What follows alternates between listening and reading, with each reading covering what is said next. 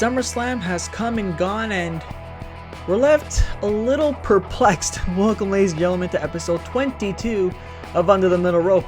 I'm your host, Jose Taboada, and yes, the biggest party of the summer has come and gone. And, you know, at the end of all that, we're just, we're left wondering what was the show. We're going to get into the discussion because there's a lot to talk about from this past Sunday's SummerSlam. Before we move on any further, though, thank you for those who participated in the predictions contest. That was a lot of fun to take care of, to deal with, and congratulations to one of our guests from last week, Zachary Kirshner, who won the Amazon gift card. He won on the tiebreaker, and it wasn't by much. He won on the tiebreaker, which the length of the WWE Championship match was unofficially 20 minutes and 35 to 36 seconds. Kirsch picked 20-30. Very, very lucky, and of course he beats out Nick and Pete, who each had 6 correct picks as well. So Kirsch, the gift card has been sent to him, so hopefully he spends it wisely. And we move on now to the discussion. RJ Stacy, Pete Atkinson, they're both in it. Just the 3 of us today. Very small crowd to discuss the follow. And of course, we do have a new Under the Middle Rope podcast champion. And of course, if you've seen on Twitter, you know who it is. If not, then the one thing I can say right now is just sit back, relax, and enjoy our SummerSlam Fallout. Hey everybody, welcome to the discussion. It's a shorter crew today just because, you know, people couldn't make it, whatnot. Pete Atkinson, RJ Stacy, they're back. So it is just the 3 of us, as I said, in the open. And before we move on any further, finally, we have, well, for one, we have a new champion, which you, of course, but this time I know I have it right after looking at the right column. So Wolf has been dethroned, and your new Under the Middle Rope podcast champion is good old RJ Stacy. Look at him all happy. I feel good about this, boys. And speak for yourself, by the way. I'm a full 6 foot. We are not a short group today. You're 6 foot? I'm 5'11". Okay. No.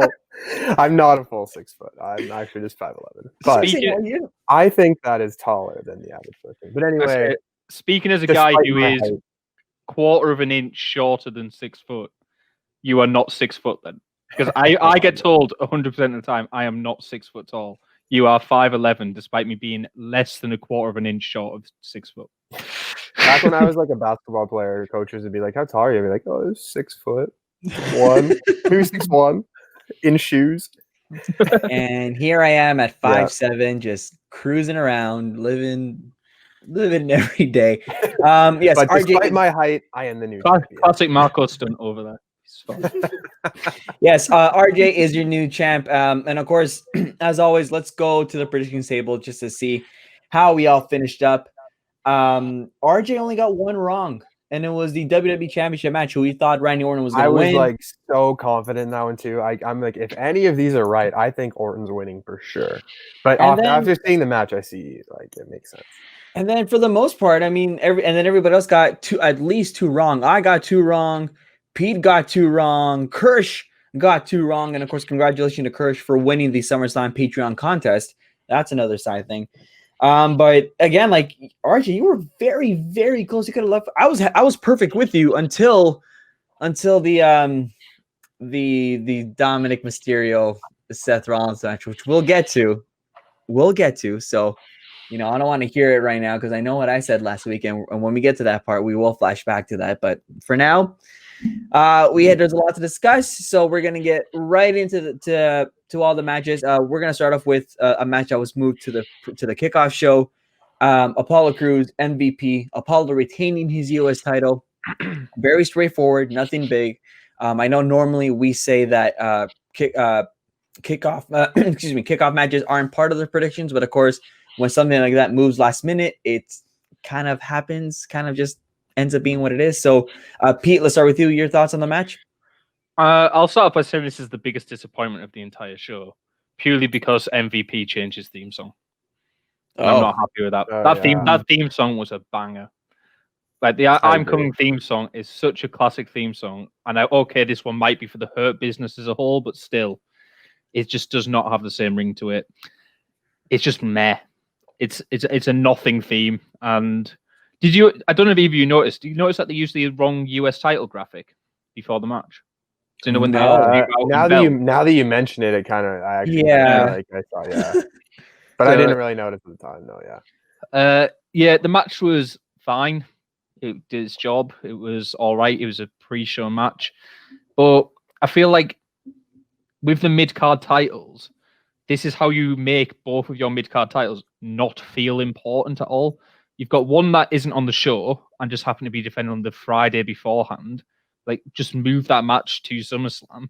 And then you've got one on the kickoff show. Like, these mid-card titles are almost meant to be a stepping stone to the world title scene. And it's not felt like that for ages. And this is not how you make it feel like that again. It just feels so much less important than it should do. And yeah, both the IC title and the US title just feels so devalued by how they just get treated like this. I want to just pretty much basically agree with what you just said. I thought they seriously need to stop moving these title matches onto the pre-show. How many people really watch the pre-show? Like, they got to stop moving these mid-card titles onto the pre-show. I was excited for it to be a part of the actual show. I think the winner is the right winner. The match was fine, but like, just like what Pete said, like this makes them like, I don't really care to see the match when it's on the pre-show as much. I don't care for the title as much if it's only gonna be defended on the pre-show. So I completely agree. I think the winner's right because I think that he should lose it to Lashley as opposed to MVP maybe, which I think might happen in the future. So I'm okay with the winner, but I'm not okay with where the show or where the match was placed at all. So that, as I say, that's been announced for Backlash. So payback. Payback. Yeah. Yeah. Same I mean, literally. There's not much to else to share about the match because it was an okay match. But yes, that is a bigger point, especially because like there was a whole discussion of the new US title design, and they ended up keeping it, because Apollo came back with the old one. You make such a big deal about the new look, and then it's just right back to the pre-show.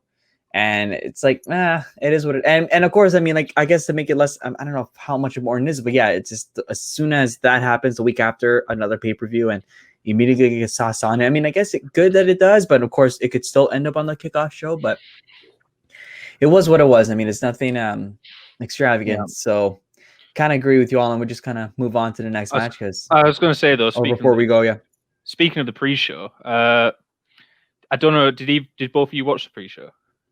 I was tuning on and off. Yeah.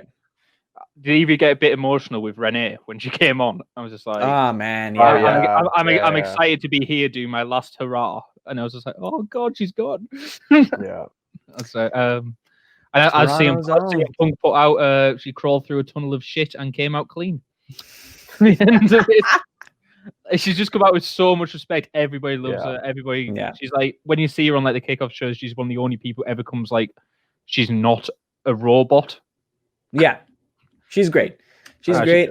Originally from Toronto. I mean, I'm working at the company that she used to work at, and she was just great all around. So like I was saying it personally that like it's one of WWE's biggest losses. I mean, and if she does go to, I hope they know it though. I hope they know that. I think they do. Like, they have to, because I mean, look at the overwhelming like social media response to that. I think, in all fairness, I mean, a lot of people were very upset with it. I mean, it didn't hit me hard, right? But I'm also not like, happy, because she's such a great voice for WWE. Well, one of the better ones that the WWE's had in recent years, I think. So it's, I think it is tough for sure. And I think she said she's staying with Fox Sports, which would be good for her, I think. I mean, of course, a lot of people immediately started to wonder if she was going to go to AEW or not. And if that's the case, then, oh my goodness, social media would explode in the wrong ways. But I kind of don't want it to, because I feel like she's better than that. I feel like she's better. I agree. I feel like she's better than wrestling as a whole, which is weird saying on this type of podcast. I agree. Yeah. Like, she is so good at her job. And to be fair to WWE, and she's always been like a classy like company person as well. Like, when they've asked her to do stuff, she's done it. And to be fair to WWE, they actually at least gave her like a respectful goodbye for once, rather than whatever. If she goes to AEW, I guess it would just be like, it might make her happy to be working with her husband again. But like, I kind of hope she goes on to bigger things Yeah. squeeze that down. Step away from the wrestling scene. I think more importantly, step away from the potential toxic fans that you would encounter if she does go to EW, because you still have a lot of the people that love to talk about the war, the quote unquote war and whatnot, and it would be such a for her career. I think it would be a great for her. It would be a great career move, obviously, but for everybody else, they would make sure that she would regret it. That's why I kind of hope that it doesn't happen. Because I think the last thing we need is a bunch of marks or smarks, however you want to call them, that just ruined such a moment. And of course, I mean, if you were married and you seen your spouse in another company, you want to work with them, that's totally great. That's cool. If anything, and obviously, they used to work together in WWE. Why wouldn't you want to be with your spouse on a more regular basis, especially when you were in two different companies? And especially when it comes back to touring the country again. When they start opening, performing in different places, you might want to be on the road with them. Yeah, exactly. So I feel like it sucks. I mean, I agree with me. I hope she doesn't do it, but that's only because I just don't want fans to rip her to shreds, because I feel like they will. If she does want to, because she thinks it's a great career move for her, then go for it. But fans are fans. I feel like it'd be a good personal move in terms of just family, but I think career-wise, I think she can do better. I think she's got more money and more fame out there. Yeah, I feel it's what she values more, almost. It's if she values what she can do in a career, she might want to go somewhere else. If she, like I said, if she just wants to be with her husband, then I can't blame her. You can't blame her either way, and respect to her wherever she does decide to go. RJ, yeah, one last point. Oh no, I was just pretty much adding on. I could easily see it being more of a personal move than a career move, because even if she could go get more fame and money, it's still going to be a good gig with AEW. She'll be with her husband. They'll be well off. This is still a good career move. As much as she could get more fame, I could actually see her making more of the personal choice. Yeah. So as we say goodbye to Renee, we continue on with WWE and SummerSlam. We go off to what was supposed to be a hair versus hair match, and I realized I was tweeting out live prediction results with still saying hair versus hair when it should have been loser leaves WWE career in the graphic. Mandy Rose, Sonya Deville. Sonya is officially gone from WWE. Of course, that technically can be in quotations. Mandy picks up the win. I will say that for starters, the result was expected, and that's only because of the real life situation that's been going on with Sonya, which again, it's sickening, disgusting, heartbreaking that it's come to this. I want to presume that the reason why they added the stipulation so she can take time off to process what's going on, which is a damn shame, because she is such a good talker. I think she's a little bit underrated in terms of the talker. Maybe not the in-ring stuff, but in terms of promo, a little bit underrated. Flies under the radar with some of the other women. She's doing her best work right now too. Exactly. And so here we are now with this situation, which I know she's about to enter a whole bunch of court stuff, a whole bunch of legal issues and whatnot. And, even Mandy was shooken up as well. And of course, a lot of people are saying that this match should have been canceled because of what's been going on. I somewhat agree with it, that maybe they should just find a way to write it off, which it looks like they were going to this past Friday on SmackDown, and wasn't the case. So here we are now. And now Sonya's leaving WWE for now, and again, assuming for now, and the match was okay itself. I mean, if Mandy can learn how to flip a table, that'd be great. Somebody could teach her. Maybe the Dudleys can give her some advice here and there. Aside from that, it's nothing special. I mean, the only impressive spot was probably the suplex onto the ramp. I thought that was okay, not bad. RJ, let's go to you. Yeah, match was fine. Finish was expected, obviously, because of it is kind of the natural progression in the story for Mandy to win this feud anyway. But obviously, knowing the backstage thing, Sonya was going to be taking time off after hearing the stipulation. So even when it was the hair stipulation, I kind of assumed she'd lose anyway. But after everything that happened, obviously we knew that this would happen.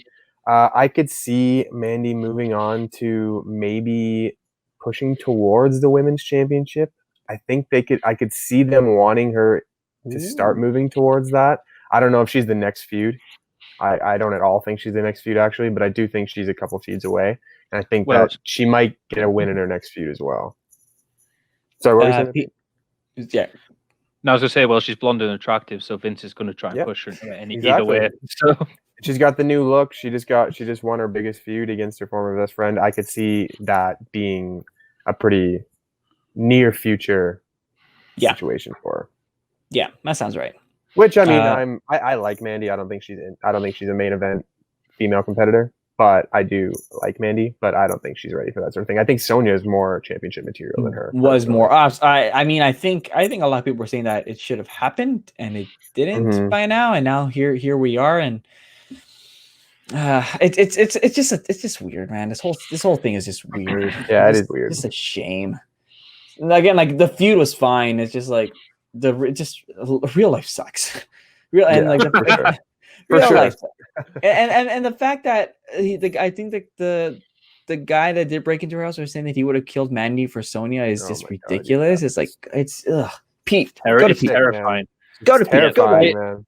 As you say, it's like full credit to them for actually turning up to do this, because obviously it's a massive match for them as well. But they had a valid reason just to not do this, and the fact they turned up, went to put on a performance, tried to put on a decent match. Big credit to them for actually doing that. I think Sonya's mic work has been absolutely phenomenal the last few months, and like this is like the longest term storyline going into this event. It's been since the build up to WrestleMania. Obviously. Yep. I don't think the match is very good. I thought it was a bit underwhelming, a little bit sloppy in places, and didn't flow that well as a match, I guess, is kind of the way, but it is the biggest stage they've performed on. And like Chekhov's gun, as you mentioned, if when you set up a table, you have to use that table. Yeah. And I've never ever seen that WWE set up a table and nobody go through it. So I was almost shocked when this match was won because they hadn't used the table yet. I was like, oh, well, someone's still got to go through that. And like you said, it took 85 attempts to actually set it up in the first place. So after all that effort to set it up, you think, well, they're definitely going to use it properly, not just slide a few chairs along the top of it. Can I just say, though, Mandy chucking those chairs across the table looked vicious. I loved the first one. When she threw the first one, I was like, whoa, that was a cool spot. And then they did it again, and I was a bit like, diminished returns a little bit. I'm just saying, like, if one of I mean, I can just, what I told myself was like, if one of those actually hit Sonya's face, ouch, that looked painful. That looked like it was going to be painful if it connected. I mean, one side of me kind of hoped it did, just for the entertainment value. Yeah, but it kind of just felt like doing like the same spot and same reversal twice in a row. It's just a little bit like, well, just do something at least a little bit different, or even tease it, wait for it to stand back up and then throw it or something. Like do something a little bit different. No, did you also know that Sonya now has officially the worst pay-per-view record in WWE history? I did see that, yeah. No, I didn't. What is it? 2001. She has got 0 wins and 11 straight defeats on pay-per-view in WWE. Really? So yeah, she has the worst pay-per-view record of any WWE competitor in history at the moment. Oh my! 0 and 11. That's a lot of people. Yeah, it's a lot. There's a lot of people. Damn. So oh, there's that. She's got that, and she's not going to get a win for a little bit. So I mean, she's going to be. You would think that Kurt Hawkins would have that with all the losses that he had. I feel like as soon as you get one win, though, you just like it just gets rid of it. As soon as you get one win, yeah, that's it. If she gets one win, there'll be loads of people who've got like Kurt Hawkins has a win on pay-per-view, so if he's got like a 1-20 record, and I was there. I say that's still better than 0 and 11. Yeah. Oh man, I had a field day when Kurt Hawkins won at MetLife. I was just screaming at the top of my lungs, and the show wasn't even officially started. The only other thing I would add there is also I felt the ending seemed really weird in terms of you had this big emotional like Sonya letting off steam, feeling really pissed off. She's lost a job and everything. And then Otis comes running out and they start doing caterpillars in the ring. And we went from really like moving kind of distressing image type thing straight to jovial clowning around in like 2 seconons. And not even a good caterpillar. I was going to say, it just felt such a big flip around of emotions. And I just wasn't ready for that in this match. Was it even a good caterpillar? No, Mandy. Mandy, no. Mandy's was horrible. No. And of course, that was also your reminder that Otis is indeed our 2020 Money in the Bank winner, men's Money in the Bank winner, and here we are now. Just he's got time, boys. He's got time, boys. He has a year, up to a year. He's going to be the next Seth Rollins at WrestleMania in Hollywood. Let's move on to the Raw Tag Team Championship. The Street Profits, Andrade and Angel Garza. Street Profits retained, continuing their longest reign post-draft as Raw Tag Team Champions, which even though I picked Street Profits, I had to say that was the one I thought I was going to get wrong. After we wrapped up the show last week, I'm like, oh, the Profits are so going to lose. And they didn't. And they kept me in the hunt for the title, which didn't end up coming to me. For a little bit. Thanks, Stacy. So, I again, like another like okay match. I mean, like, I was just surprised at the result. I don't have too much to say on it just because I'm just like, okay, there's still like some little like dissension between Garza and Andrade. So I don't know where that's gonna go. And Zelina's still in the mix, and I don't know, like I just don't know what we're doing with those three if we're not gonna put like any gold on them. You know what I mean? At this rate, because like, it looks like they're gonna feud, and it looks like they're not, and it's like, can we just do something solid? And I thought the tag team titles would have been it this past Sunday at SummerSlam, and I was wrong. Pete? Yeah, I think I completely agree. I thought this was the right time to change it up. Like, as I think we mentioned on the podcast as well, there's a lot more face teams on Raw at the moment than there is heels, so there's a lot more they can do with those belts. And I feel like, yeah, as you mentioned, like Garza and Andrade just seem to be like a bit directionless because they're always there. They're always doing stuff, and you always see them on the verge of a push, but they don't ever get actually pushed into anything. And they're two of the most talented in-ring performers in WWE at the moment. Zelina is a hell of a manager as well. And it just feels there's so much more you can do with those. Exactly. You can make them a fantastic tag team. You can elevate those belts. You can give them the US title, maybe have an interview between them. You could even elevate them up into the world title scene if you wanted to, just build them up a bit and make them a coherent team. But instead, they're just there. They exist. And like you can't believe in them because they don't win anything. Like whenever it comes to like the crunch time, they lose. And that's kind of like what keeps happening. So why should I buy into them anymore?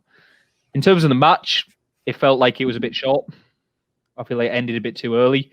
I thought it was building up steam. I thought it was getting really good. And then they just kind of finished. And I was like, oh, I was expecting just a few more minutes of a few more false finishes, a couple getting a bit closer. And then fine, it happened. I don't agree with the result, but yeah, whatever. Street Profits are good. So yeah, sure. And they never really like addressed the poisoning thing either after, right? It was just like then and there. It looks like they're not going to bring it up. They addressed it again on Raw. But I mean, I thought by now they just would have like arrested Zelina for attempted murder. I don't know. RJ? Yeah, I pretty much agree with your guys' points. I like all four of these competitors. I thought the match was going to be had the potential to at least be a really, really good tag match. But like Pete said, it ended a little bit too short when it was picking up the steam. And then they went ahead and had an okay singles match the next night on Raw. So, I mean, I like all four of these guys. I do agree with the point that I think they need to do a lot more with both Andrade and Garza. And I thought, even though I picked the Profits, that if they did put the titles on them, I thought it would have been a good idea. But I think I mentioned back when we did the predictions that I didn't actually think that they were going to put the titles on them because that's just kind of what they've been doing. I think they could have used the gold right now a little more than the Profits, like Pete said. I think that they just need to do something with them. I think they have to feud now. Like they just have to if they're not going to get the belts. Like it has to come. But are they really going to? What's the word? The phrase I'm looking for. Are they really going to flip that switch right now? And is that what I wanted to say? Flip the switch. Yeah, that's what I wanted to say. Pull the trigger. And pull the trigger. That's the one. Pull the trigger. I'm an idiot. I was thinking push the button, flip the switch, pull the trigger. Push the button. Are they really going to pull the trigger on the on one of them turning on the two right now? I think they could do that because I think that Garza would be a really solid face worker, and then Andrade could still stay with Zelina. But they really just need to do something with this pair. The Profits, I don't even know who they're going to feud with now. Are they just going to go feud the Viking Raiders again? Is somebody going to turn heel there? Like I don't even really know what's next for the Profits with them winning. So. I mean, can we even say the Viking Raiders, knowing that one of them is giving a turkey leg to some random blonde on Raw? And the other is now a legit fighter in Raw Underground. Yeah, exactly. That's a bigger storyline right there. It's Ivar, right? Is. Ivar and Angel for the Bachelorette. I'm like, what? Yeah. You know who I feel bad for in all that trio? Charlie. Charlie deserves much getting better. left out. She does. What a shame. Yeah. Sure, Angel's engaged, but that's not fair to Charlie. Charlie. I feel sorry for Eric because like every time like the others are going for the women, they all just say, "Oh, Ivar, you're cute. You're an ugly bastard." This past Raw was the first time that Ivar has picked up a woman without them insulting Eric, but that's just because he wasn't there. Like he was back fighting in the dirty boiler room in the back. if he'd walked out with him, she still would have gone, "Oh, Ivar, this is great. Your friend's a bit minky. Where's your ugly friend?" So, I mean, if this results in a match at Payback, then fine. But I don't know what I don't even. I'm just. It'll be a match on Raw in Payback. 3 weeks time, probably. We can't even really predict Payback, because it's like we don't even. We're know not. what the card Yeah, is. Like, I mean, For those that are wondering if we're gonna do Payback, we're not, because the SummerSlam follow was more important. B, if we were to include Payback predictions in this episode, we'd be running 4 hours. C, isn't there like 2 matches announced anyway? Like, right? Do you know what's on the card? Three matches. 3 matches, and C, we're turning the gear. We're turning companies next week, so we're not predicting Payback, and nor would I have wanted to. If somebody told me to predict like Payback, a huge title change or something, just like massive. Yeah, and we're gonna come back here next week. Yeah. They could be considering the main event of it. Oh yeah. No, there is 4 matches announced for Payback. Yeah. We'll get to that. We'll get to it. We're gonna go to the Mr. Keith Lee on there now as well. Yes, Keith Lee. Oh God, I don't want to talk about his debut. We're gonna be sidetracked a bit if we talk about Keith Lee, because I think a lot. Let's keep going. Yeah, a lot of people are very upset with Keith Lee in terms of like his production. So not him himself. Let's move on. The first of two women's matches. We're gonna start off with the one that was that kept fair, or sorry, the one that did not change hands. Bayley and Asuka for the SmackDown Women's Championship. I believe that was the match that opened SummerSlam. Bayley retains, Sasha helping again, and now. I mean, first of all, the one thing that we did not bring up at all, there it is, right there in Pete's hand, is the power of the coin. The power of the coin, people. If you know what the power of the coin is, just refer to last week's episode, episode 21.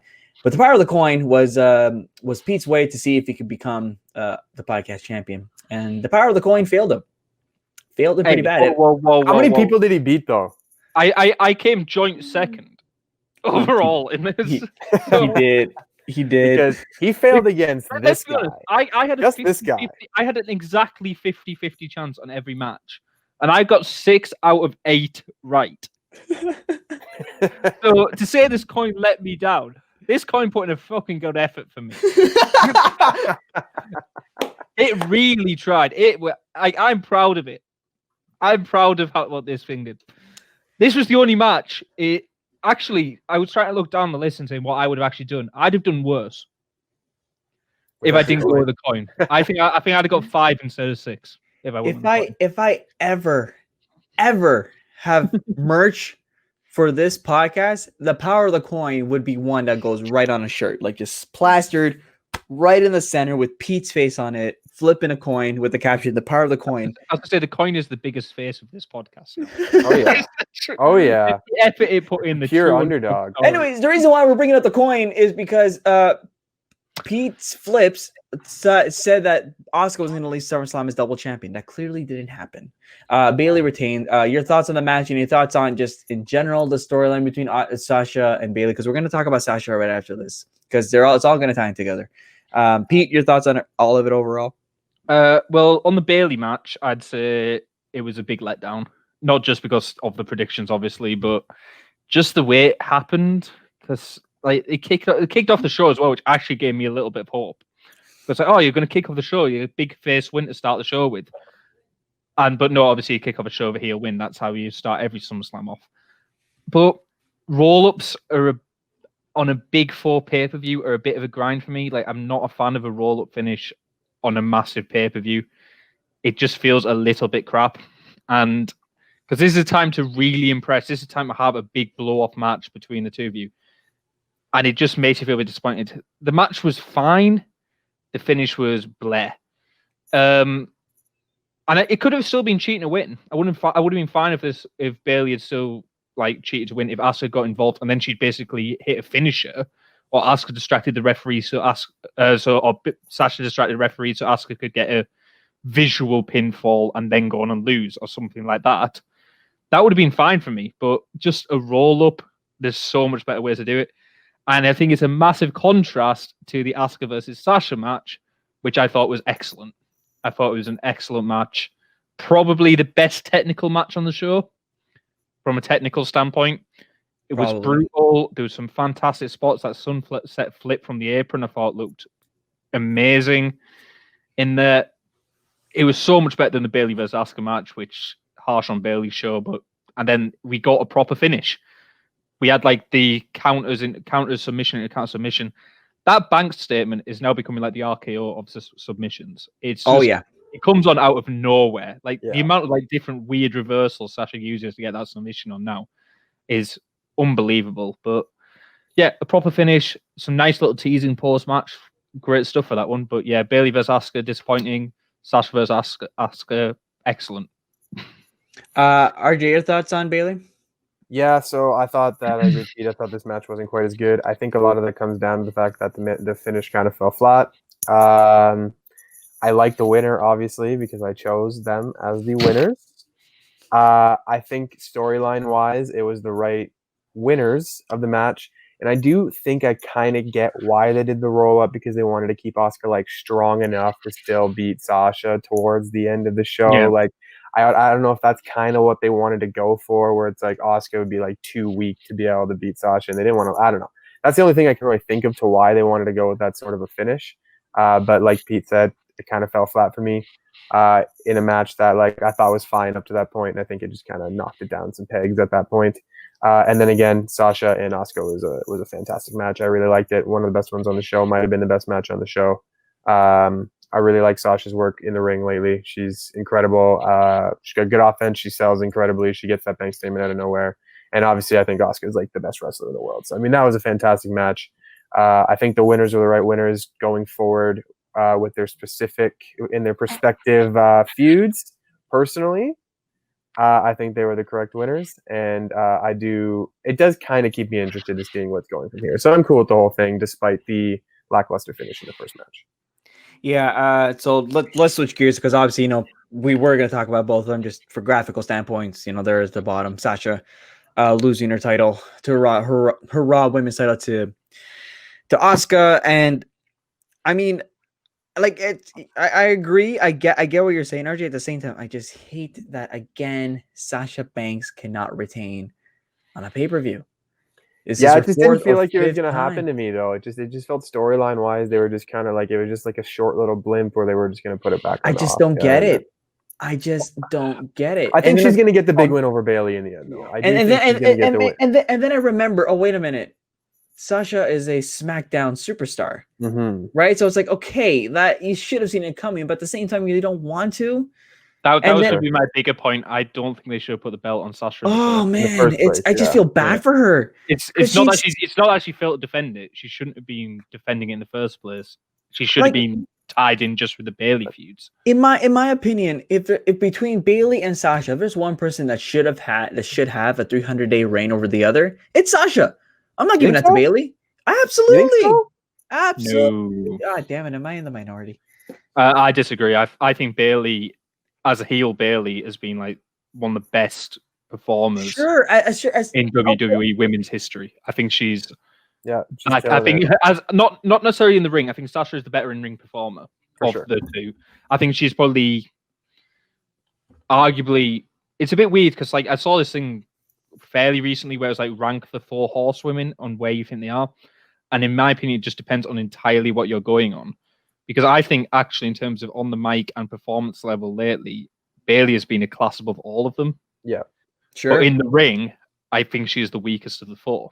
So it's kind of how you rate those things. And I think Sasha, on the opposite side, I think it's actually the weakest promo-wise and on that side of things, but it's maybe the best performer out of them in the ring. So I just think that Sasha deserves a good lengthy reign because I think I that don't disagree with that. Sure, don't disagree at all. I mean, I will agree that like maybe Sasha's my skills maybe are not strong. I mean, they're not bad, but they're also not like they've been better lately for sure. they have been better lately. But I think that helps being with Bailey. But I just what? I think it helps her that she's kind of working alongside Right. Bailey though. Her character is really thriving. Yeah. I just think that the character that they've given Sasha and like just her work in the ring, I just feel like she's a little bit more worthy of a longer like near year reign than Bailey. Because I think she has that potential, and like the fact that we can't even give her a month. Yeah, I think they both have that potential. It's just, I think they kind of messed up this storyline as a whole because I don't think they should have won the tag belts. I think they should not be. Maybe they could have done. They could have dropped it again.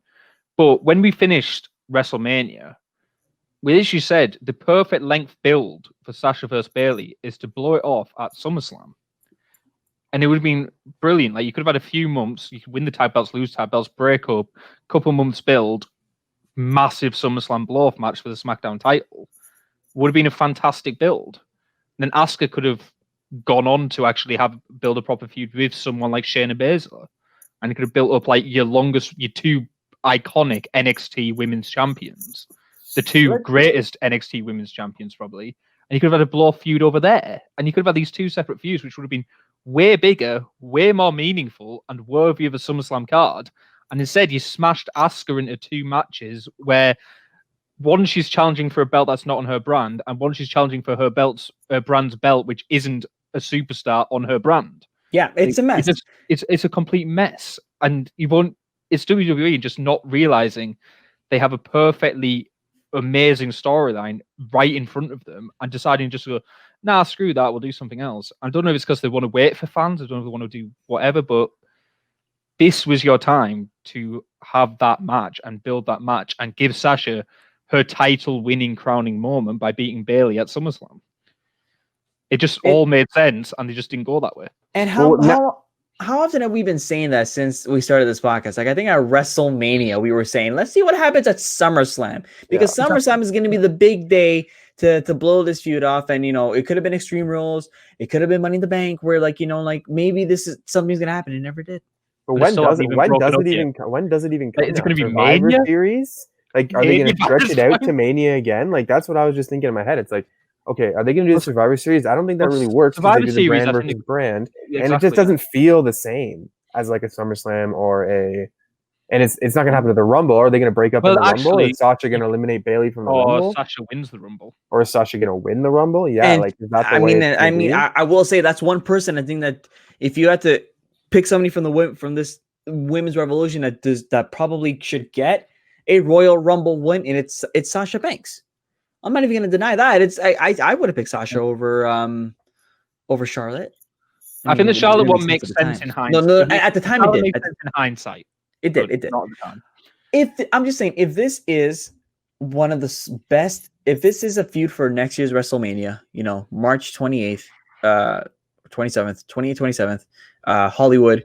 If this is a build, if we've been building up to that the whole time, what a brilliant burn. If not, then what are we doing?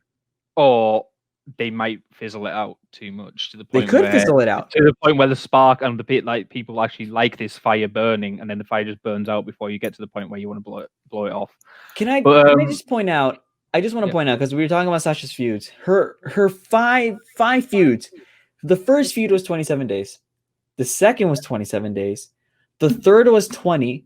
The fourth was 8 days. Yeah, and then she's never successfully defended it. And then this last one has been 34 days. Yeah, so she's never successfully defended it, has she? She hasn't. No, It went from Raw to SummerSlam, and then from Raw to Hell in a Cell, and then from another Raw to Roadblock, which is the month after, and then this SummerSlam one in 2017, the 8-day one, went off to Alexa Bliss the following week on Raw. Not the night after, but the week after, which of course led to Alexa for 223 days. As I said, those first ones were just when her and Charlotte were hot potato in that belt. We're just hot, yeah. So, which in hindsight was also a fantastic feud. But, it was. I'm not gonna. Yeah, they hot potatoed it a little bit too much. So because WWE cares more how many reigns you have than like how long your reigns are. It's like, Sure, Charlotte's Bailey. already like a 100 time champion. It's like, oh, who cares? Unless you're Bailey, for because they 25 won. minutes. I was going to say they won't shut up about how long Bailey's reign is. That's true. So how many reigns does Charlotte have? Charlotte has 8, 9. 5, 7, 8. Counting the NXTs too, they've been doing that too because they want a hot shot her to 16 before too long. Without NXT 9, without NXT it's 10.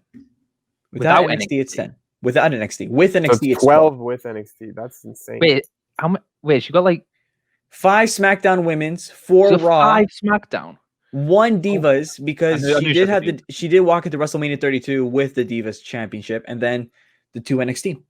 No, I can't believe That's I can't believe she had the SmackDown one 5 times. That's disgusting. I could remember all the Raw ones. I was just like, Jesus, she had the SmackDown one 5 times. So what? She's gonna be. I don't remember like 2 or 3. Should be a 17-time champion by like what? 2022. By 2021. By 2021. Or is she gonna win her 17th at WrestleMania in front of her dad? Probably. Yeah. She's been out for a while, hasn't she? I forgot about Charlotte. We haven't really. I feel she's going to take that belt back off Asuka, and then Asuka. They're going to set up Asuka versus Charlotte again one more time at WrestleMania next year. We'll see what happens, but for now we move on. Back, but that's For now, the point is to wrap up this segment with the women was Bailey and Sasha. We don't know where this is going, and of course, I think the one thing we all forgot to talk about as we were talking about the reigns was Sasha Banks' body language the next night on Raw, looking like, hey, what the hell is your problem? Like, you didn't help me retain my title, and then I mean, I feel like it's coming, but I don't know anymore. Let's move on to I have to own this one up. We're gonna move on to the street fight.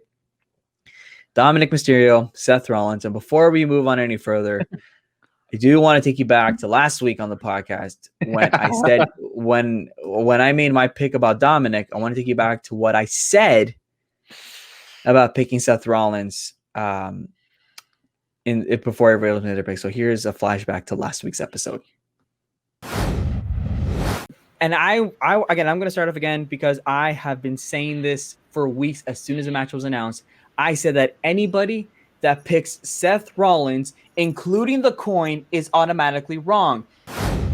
But if there's if there's somebody that needs a big win for SummerSlam, somebody that really needs to establish himself in WWE, it's Dominic Mysterio.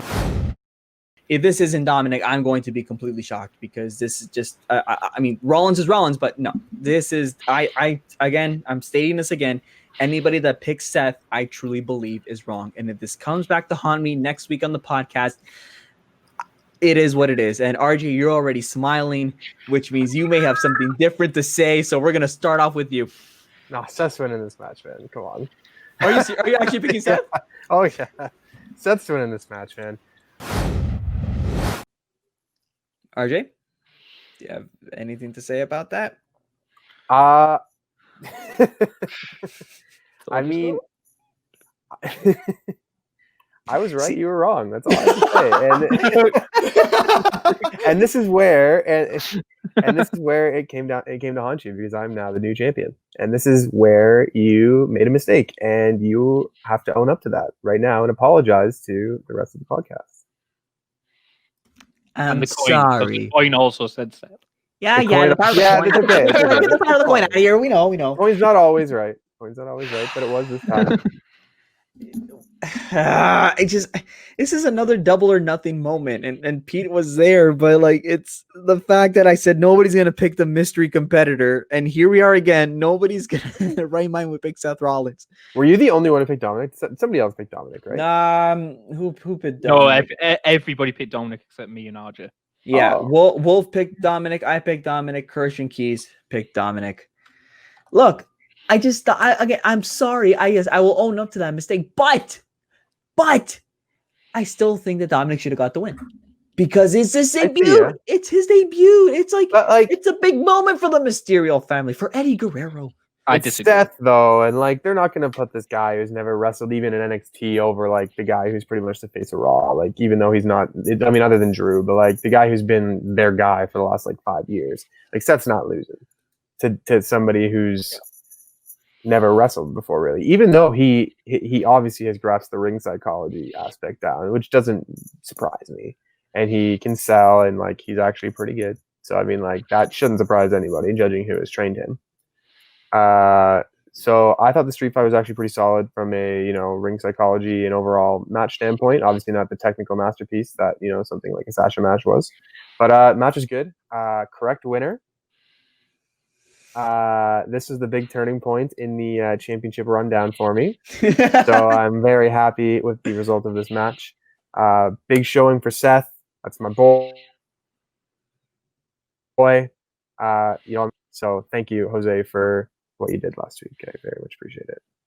You're welcome. It's why I'm here. I'll take a round of applause anytime. Take a round of applause anytime. Clap, Pete. Why? Pete, your thoughts on the match? Yeah, I think this is the right winner as well. I'm not even kidding. I do think this is the right winner. I think it's one of those moments where it's John Cena versus Kurt Angle-esque, that type of thing, where your newcomer puts in a hell of a show against the seasoned veteran, but doesn't quite grind out the win, but really demonstrate at the same time that they are capable at that level. But in my opinion, the guy who's been there, being like a multi-time champion, huge over that amount of time, should not be losing to the newcomer first time on the show, first match properly in WWE guy. So I do actually think it is the right winner. This is also my favorite match on the show, which I did not expect to be saying before this podcast last week. I thought there was a few dodgy things here and there, a few strange decisions and booking points, but overall the match is fantastic. But you've got a guy who is coming at this feud, an absolute blood feud. He's been smashed to hell with a kendo stick, brutalized like hell. His dad's had his eye removed by the guy you're facing. Absolute violent thing. So let's start off with a little bit of chain wrestling, a little bit of grapple. All over.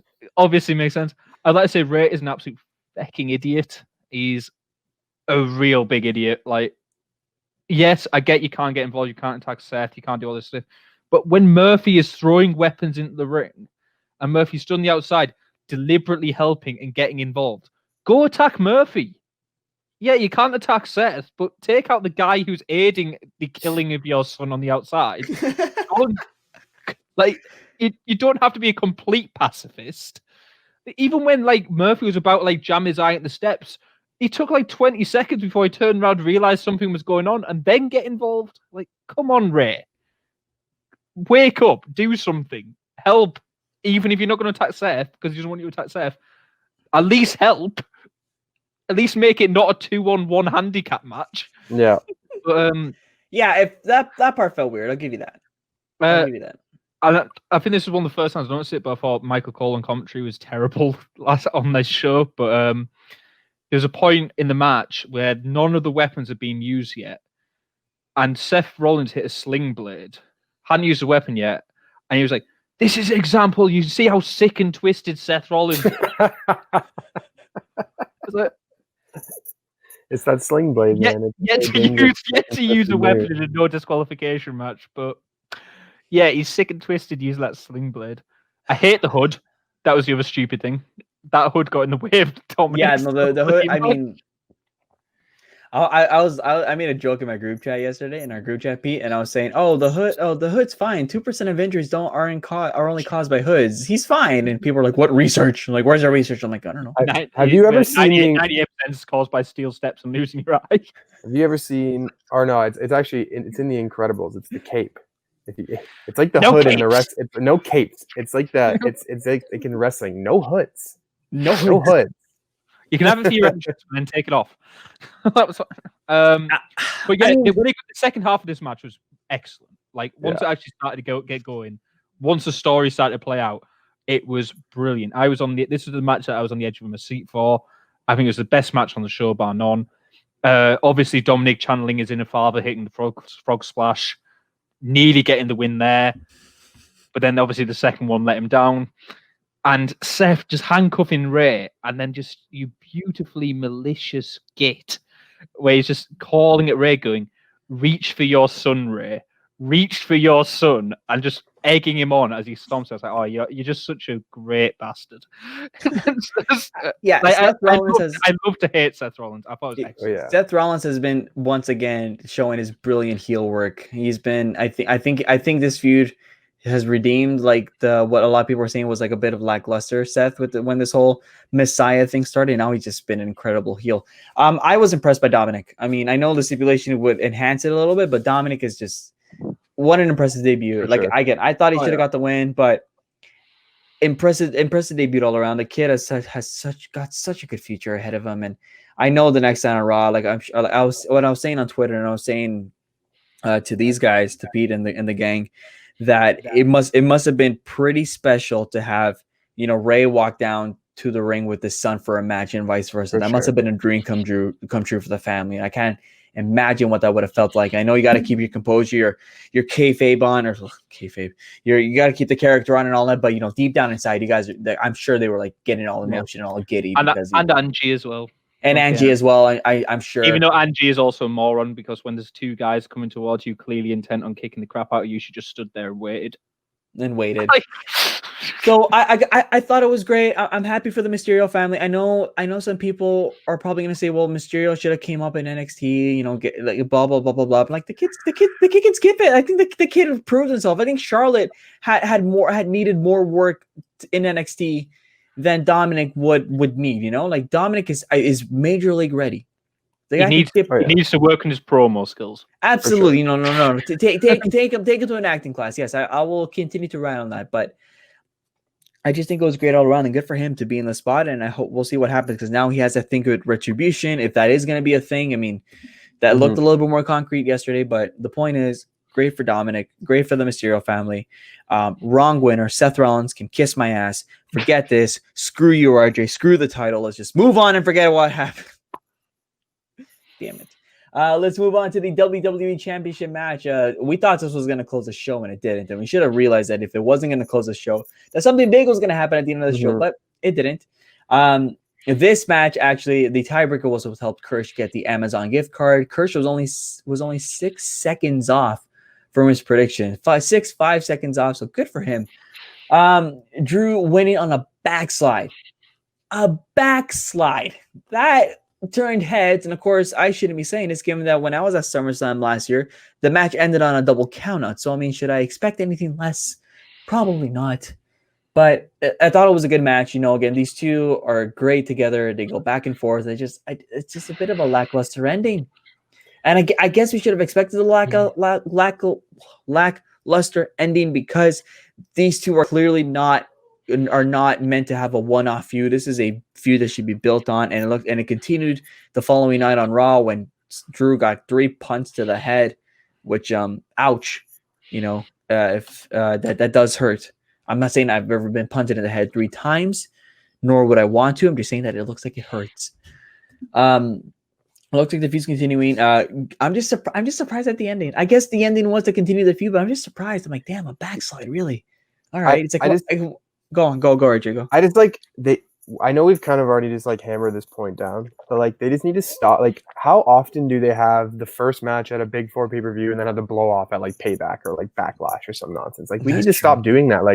We need to have the blow off at these Big 4 pay-per-views. I understand they had the technical match and he finished him with a wrestling move, and Orton's the greatest wrestler ever, and Drew pointed that in on Raw the next time. That was kind of fun. So, and they're trying to, it does kind of help keep their finishers, seem deadly, where if they do hit them, it's going to finish the match if they do get to that point.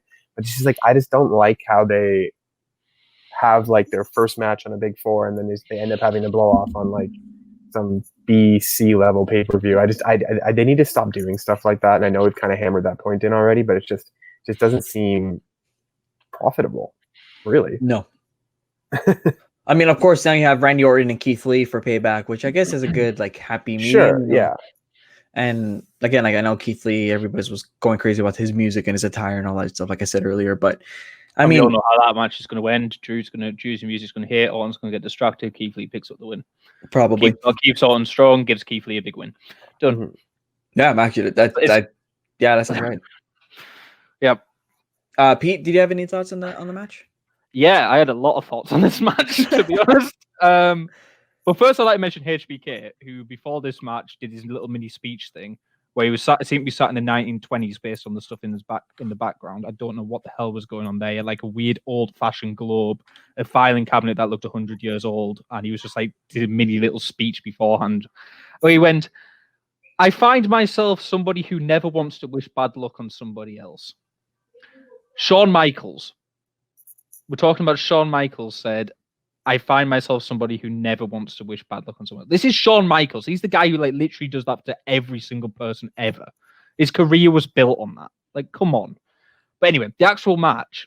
This was blue balls as a match. That is exactly how I would describe this match. I'm happy with the victor. I hated this finish. I mean, I absolutely hated the finish. Like, you got a classic Orton start. It was slow, methodical. The last 10 minutes were really building up. It was really getting fantastic. It teased me. It was flirting with me. It built up. The blood was flowing. It was really getting going. And then we had some really nice little finisher reversals, some really nice little signature moves getting in there. The heart was racing. And WWE then taught me this is what happens. We're going to get an RKO, a shock kick out. We're going to get a Claymore, a shock kick out. And then some beautiful finisher reversal where one gets reversed into the other. And it brings the match to a perfect climax. But no, you roll up, finish me. You roll up, finished it, and you left me sat with massive blue balls in that match. You teased me with a classic and just left me unsatisfied. And like, screw any idea that this sets up a rematch. This is SummerSlam. It's the second biggest show of your year. This is when you're meant to be paying off the big feuds, as RJ said. And now for 4 years in a row, the W title match has finished terribly. It's been crap. So we had a roll up this year, well, backslide, roll up this year. We had a double count out last year. We had disqualification in 2018, and we had the Singh brothers ruining the finish in 2017. So 4 years in a row, utter crap. Just give me a proper crescendo at SummerSlam. That's all I'm asking. Yeah. At the big four pay-per-views, especially SummerSlam, especially WrestleMania, blow off the big feuds there. And if you want a rematch, swap the title. And do a natural rematch where the challenger gets his shot back. Yep. Or build up the challenger again if you want a rematch. Give Drew his big win, and then Orton wins a number one contenders match, and you still do the same feud again. Do not give me a backslide crap finish at SummerSlam in your biggest title. And this was like the best storyline as well in the build-up. Just shove the finish straight up your backslide and give me a proper fucking ending. That's all I'm asking. No, Pete's not wrong. Pete's 100% right. And believe me, like when you're in the crowd for one of those, you get pretty pissed off. Because I remember like last year we were having a field day with Kofi and Orton. We're like, we're going at it, having a good time. And then when we saw the double count or the kendo stick that came out, we were pissed. And we're like, really? This is your ending to like, again, like to Pete said, to your biggest title in the second biggest pay-per-view of the year. We're all like, well, that sucks. Exactly. We were frustrated. I mean, if anything, again, that's when we thought Orton was going to win the title as well. We thought that Kofi was going to drop it right then and there. So we were all ready for an Orton win. And then no, I mean, not that we were mad that Kofi retained. We're just again mad at the fact that we just had this ridiculous finish and we left Scotiabank Arena in the light a little bit upset. Of course, Seth Rollins ended the night on a more positive note, but we're just still like, you don't even want to witness it in person. So to witness it again, it's like, God damn it. Like, come on, that's not what we paid money for. I said the last proper WWE title match, which had a proper finish, was 2016 at SummerSlam. That's saying a lot. Yeah. And which was Dean Ambrose against Dolph Ziggler, which was admittedly was a crap match, but at least he got a proper finish. Yeah. So yeah. Any final thoughts before we move on? Because there's a big portion to the next part. Huge. Yeah. I got more to say about the last match. Yeah, I got more to say. Okay, so we're going on to the Universal Championship match, which was a turn into a Falls Count Anywhere match. Fiend, Braun Strowman, the Fiend, once again becoming champion. I mean, before we talk about the big ending, I mean, like, was it really that special? I mean, it was like an okay for a Falls Count Anywhere. The match sucked. Yeah, really? I thought it was all right. It was all right. I'm just not. I'm not really a mark for either of Braun or Bray's in ring work. Personally, I just like. No. I thought the matches. It just like it wasn't as good as the other ones in my opinion. I thought it was. The other street fight was better. The finish was kind of cool to keep Braun down, and then, but obviously, in my opinion, the big story was what happened at the end. Like I thought the match was just like whatever. Like I didn't care for it a whole ton personally. Let's just forget about the match. I mean, like, yeah. Oh, I mean, it sounded like no. It sounded like Pete liked it. All right, fine. Let's go to P. Let's go to P. P, what do you have on the match? Well, firstly, Braun's hair looks terrible. Yes. Or lack thereof. Lack of hair, as in, like, it looks so, like, his past haircut looked unique. He at least had something, but now he looks like Big Show, and he really does look like. It just looks so non-unique. It looks so non-unique. It looks so generic, and I'm like, you got rid of something that at least looked a little bit interesting, a little bit unique, stood out, and now whatever. I actually thought the match was pretty fun. Like, nothing special, but it was enjoyable enough. But the one point I want to bring up was Michael Cole again. And I said Michael Cole was crap on this show. And there was 2 examples in this match where I was like, my God, you are terrible. And at one point, when Braun was just hammering Bray on the outside of the ring, like smacking him into like tables and stuff, he went, "Oh my God, I've never seen this side of Braun before." As he was beating a guy up. That's the only side of Braun I've ever seen. I've never seen a different side of Braun to him beating up somebody on the outside of the ring. I'm pretty sure he flipped an ambulance. Can't confirm. Yeah. I feel like he flipped an ambulance once. The worst thing, and the worst part of this match for me, was when he got the knife. Like the little scalpel. Yeah. The box cutter. The box cutter, yeah. And Cole screamed, and he got the knife out. And first of all, Braun's an idiot. It's no DQ. This is a horror demon that you're fighting. Just go and stab the guy. Yeah, I thought they were alluding towards that, and I'm like, are they actually going to stab it? I thought he was at least going to try and threaten it, as in like he was going to try and stab him, and it'll fail or something, or he cut off a dreadlock or something like that. But no, he did the least crazy thing he possibly could have done, and Cole screamed out, "Oh my God, he's cutting up the ring!" Like absolutely horrified expression on his face. They did the least horrific thing he could have done with that knife, and he acted as if he just stabbed a baby. Like that was how extreme Cole's reaction is. He needs to get a bloody grip.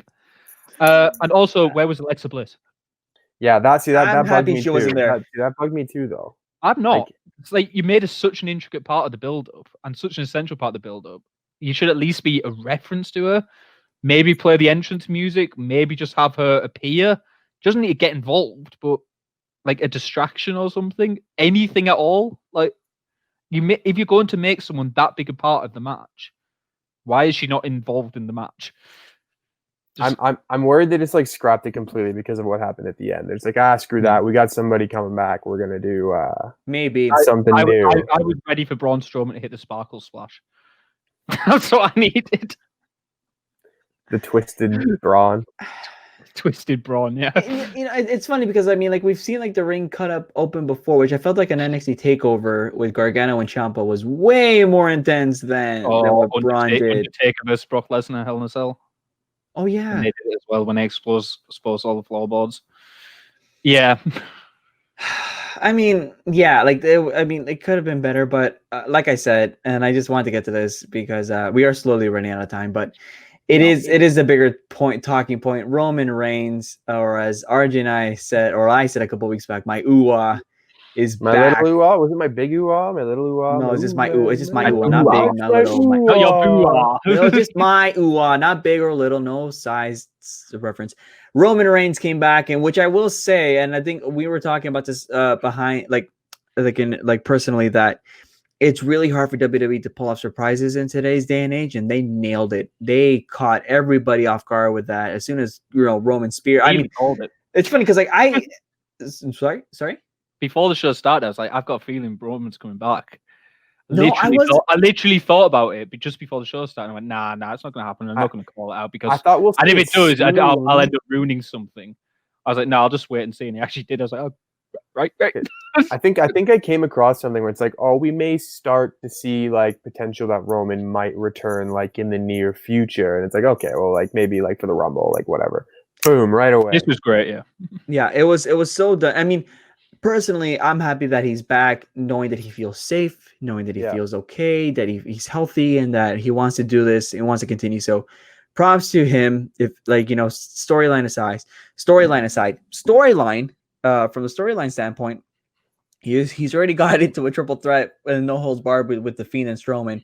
So I would not be surprised if they immediately give him the Universal title right back. Which is this disappointing. Sunday. And he can do it by pinning Braun though as well. Exactly. Yeah. That's what I was gonna say. You You pin Braun, you protect the Fiend, blah blah blah blah blah. But Bray's getting another 1 episode title reign though. Like it just feels. And I know we've talked about how he doesn't need the title, but like to get to that point, I think he needs to like show that he's good enough to have a long title reign to begin with. I think at least he did the thing of he came back with a few heelish tendencies. He came back with that like little tweener. Yeah. He was really aggressive, badass. He was just beating people down. He had like the t-shirt, obviously. Really liked the t-shirt. I was like talking with my group chat with RJ. We were talking about like buying some shirts because it's a really cool shirt. Wreck everybody. I'm not sure if I've actually mentioned this before, but Roman's the person who actually got me back into wrestling. Really? When I left for a long time, and late 2015, I was sort of like I used to still watch WrestleMania Rumble, but that was about it.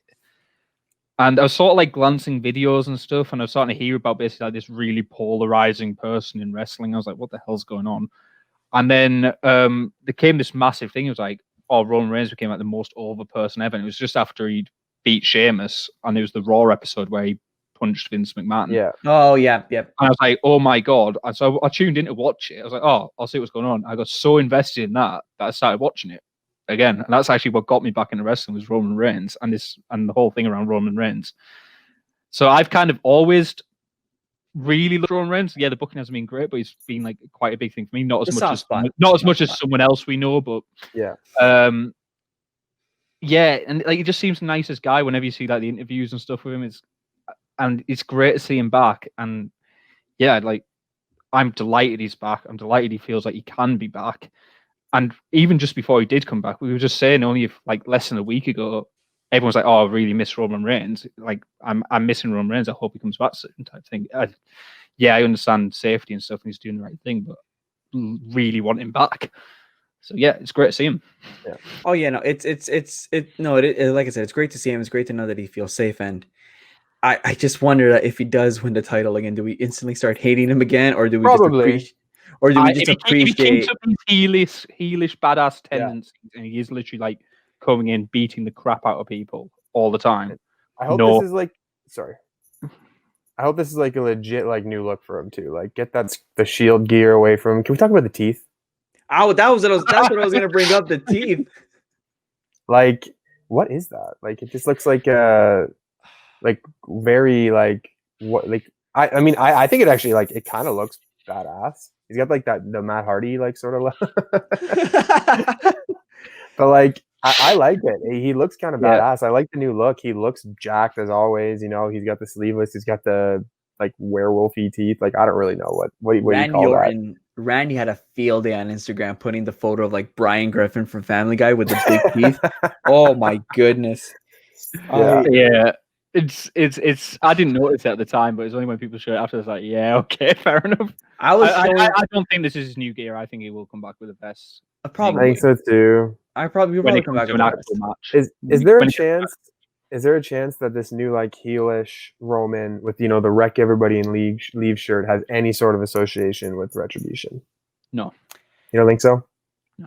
RJ and I did talk about that. I said I wonder, but the fact that Retribution attacked Mysterio and that was a more concrete look last at SummerSlam as opposed to the Fiend, I don't think so anymore. Because like for once, like Retribution actually like the fact they were like standing on the edge of the ring posing, you're like, okay, that looks a bit more stable. Yeah, but I feel like it's an NXT group for the most part, potentially led by one person, but I don't think that person will be Roman. Who did we say? I think it was Michael Keys. And again, plus the guy that who really wanted to be on the podcast but couldn't, and got his predictions in. That said that it could be a very, very slow Survivor Series build, which it's plausible if it is a group of NXT people, knowing that NXT is now part of the mix at Survivor Series as they were last year. Yeah, but it feels more. Like, there's a few people in it too. There's a few women in that group. It seemed like on Raw too. It looked like it almost like half and half. So I don't know. A lot of people suggesting one of them's Mia Yim. So. I think I saw Dijakovic too. A lot of people were saying that, yeah. Dio Madden, quite a few people suggested was one of them. Mm-hmm. But like there's some people in NXT I'd like to see, and they're on about doing like a draft soon, so they can send a few people back to NXT if they want to at the same time. If you want to call people up in a particular way, like I would love to see some like Ciampa in that type of faction, maybe. But I feel like there needs to be a big name leading them. Like the obvious one to me would be someone like Kevin Owens, but I feel it has to be someone with a history of NXT as well. Finn Balor potentially even just someone with name recognition on Raw or SmackDown already, but I don't think it's going to be like a Roman Reigns or Braun Strowman, etc. It's anyone like that. But I don't know if we'll see him for a long time. It's somebody like Sami Zayn, maybe. Oh my goodness, I forgot about Sammy. Yeah. I don't know when we'll see him again. Maybe doesn't quite have that name. Daniel Bryan. It needs to be like a top. Yeah, Daniel Bryan would be great for it. Yep. AJ Styles would be great for it. Just someone with like that world title pedigree. Yeah, for sure. In them. Well, gentlemen, I was going to say the only other point I was going to bring up before the end of it. Otis is an idiot. Right. That's what I said to Jose. Okay. Yeah. I'm like, where the hell was he? Right? Where the hell was he at the end of that show? Logically. I was in the group chat. I was screaming, going, Otis, where are you? Otis, come on. Like you're not getting a better chance to cash in on the Fiend specifically. Yeah. Like, logically, you're making him look stupider than he's supposed to look just by not coming out. Yeah, I was going to say, and especially as a face, like, okay, you don't need the guy to be actually murdered before you do it. Yeah. He's just gone through a brutal no DQ match with Braun Strowman, and then Reigns has speared him twice and left him lying in the middle of the ring. At least try and cash in, even if you get stopped, even if Reigns spears Otis. Like, stop him doing it, but at least get out there and try to cash the bloody thing in. Like, what are you honestly waiting for? I bet he does it at Payback.